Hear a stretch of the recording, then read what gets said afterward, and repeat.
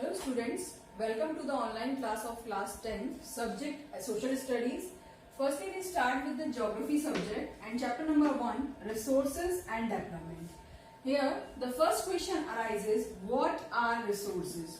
So I am giving here a definition, everything in our environment which can be used to satisfy our needs or which can be used to satisfy our wants can be said as the resources. Air is also a type of resource, water is also the type of resource. Why these are resources? Because these have the power to satisfy our needs. That's why they come in the category of resources. Resources have these three features. They must have these three features. One is technologically accessible. What do you mean by technologically accessible? Technologically accessible means these are the tools which can be used successfully by the people. Means resources are the tools which can be used successfully by the people. Next, second is economically feasible. What do you mean by economically feasible? Economically feasible means these can be achieved or these can be used at the economic cost. The word is economic cost. The resources can be used easily on the basis of their economic cost. Next one feature or next one factor is culturally acceptable. What do you mean by culturally acceptable? Culturally acceptable means there are some tradition and cultures of every country. So the resources must be used or can be accepted on the basis of their culture and tradition of any country. So simple definition we can say that resources means everything in our environment which can be used to satisfy our needs, and these may be technologically accessible, economically feasible and culturally acceptable. Remember these things, these may be technologically accessible, economically feasible and culturally acceptable. Now let's move to our next topic, that is types of resources. A flowchart is given in your NCERT book, you can see it. Types of resources, and it is very important question for CBSE board exam.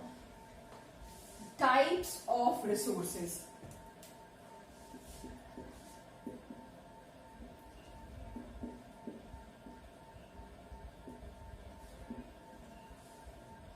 We can understand it through flowchart.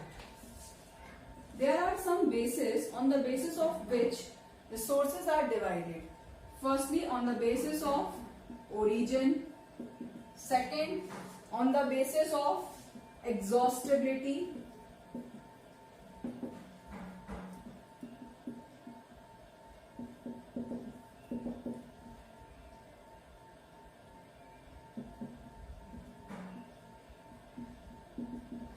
Next, on the basis of ownership.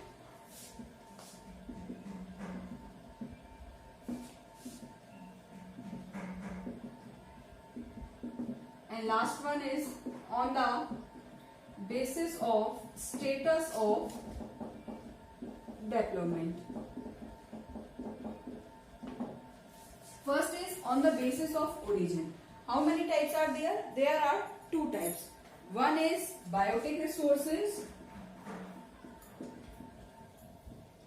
and second one is abiotic resources. What are biotic resources? Biotic resources are those resources which we get from the biosphere directly. And abiotic resources are those resources which belongs to the non-living things. These are the resources we get from the biosphere, and these include all the non-living things. Biotic resources means biosphere से जो मिले वो कौन-कौन से होंगे? Human beings, flora and fauna. Example are human beings, flora and fauna, and livestock.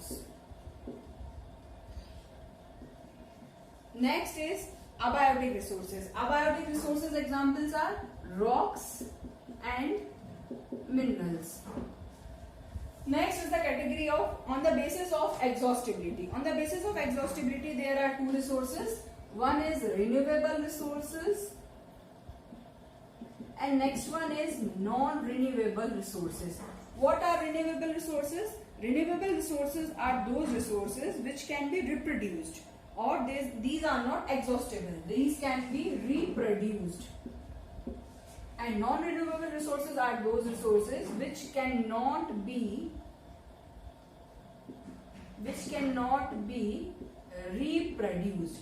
These can be said as the non-renewable resources. So simple definition is, renewable resources are those resources which can be reproduced, or these are not exhaustible.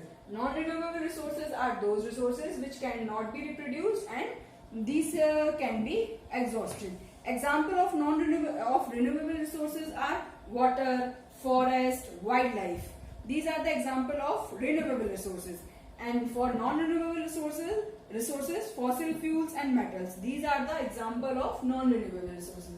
Now next category is on the basis of ownership. On the basis of ownership, there are 4 types of resources. First is individual resources. Second is community resources.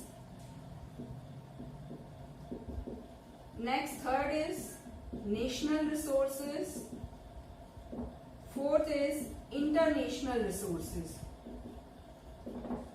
What are individual resources? So individual resources are those resources which are owned privately or which are owned by any individual person.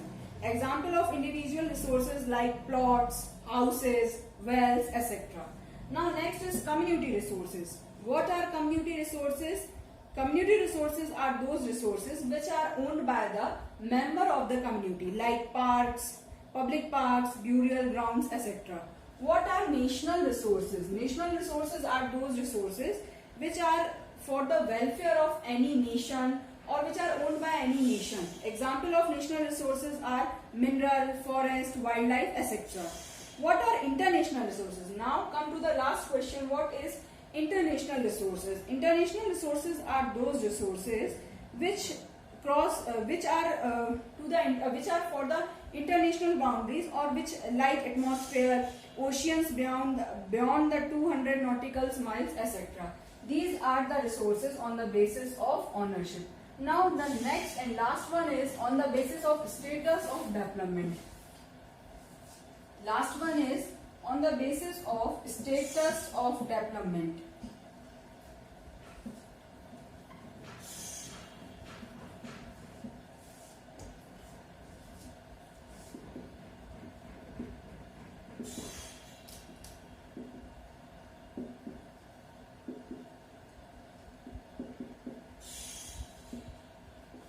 First is potential resources.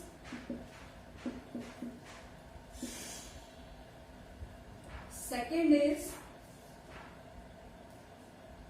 developed resources. Third is stocks.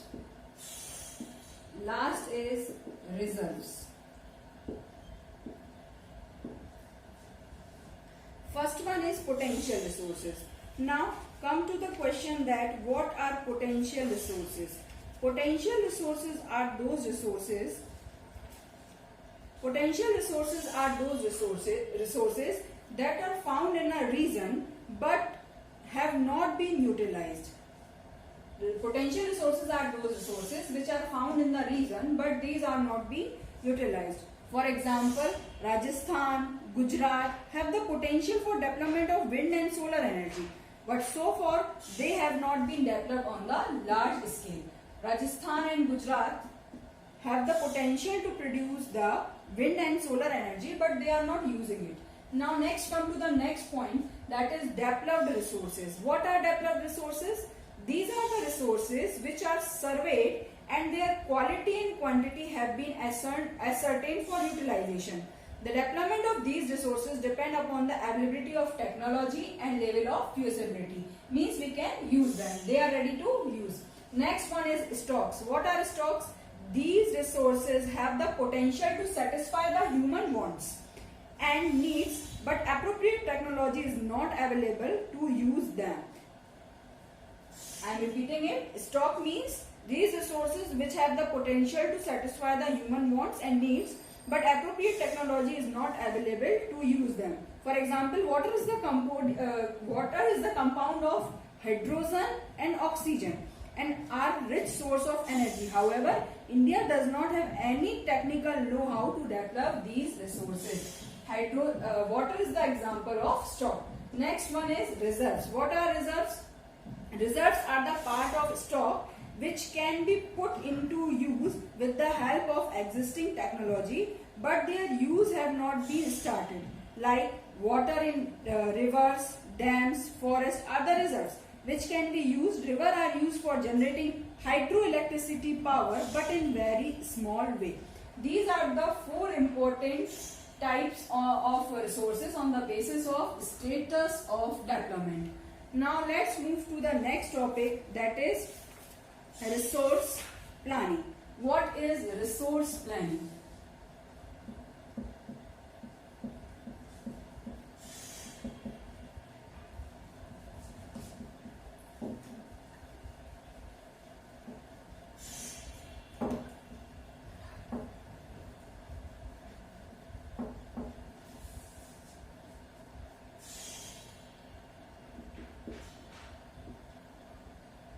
Resource planning. What do you mean by resource planning? Why it is required? Resource planning means identification and inventory through surveying, mapping and qualitative and quantitative estimation and measurement of the resources. I am repeating it. Identification and inventory through surveying and mapping and quantitative and qualitative estimation and measurement of the resources are involved in the resource planning. There are 3 steps in the resource planning. It is a complex process which involves 3 steps. First is identification of resources across the country through surveying, mapping and preparation of inventory of resources. Next is develop a planning structure for resources development taking into account technology. And third one is matching the resource development plan with the overall national development plan. Means resource planning, if there are 4 resource planning plans, then it must match with the whole nation plan. Next, why resource planning is important in the country like India? As we know, India has enormous diversity in the availability of resources. Some regions are very rich in certain types of resources. They may be deficient in other type of resources. Best example of it is a mineral-rich region may be poor in infrastructure or may be socio-culturally backward and included in economically backward region. Some regions are self-sufficient in terms of availability of resources. On the other hand, some are some face an acute shortage of resources. Thus, a proper development of therefore, it is a requirement of country for the proper development, distribution, sharing and utilization of resources taking into consideration. So, we can say that resource planning involve proper distribution,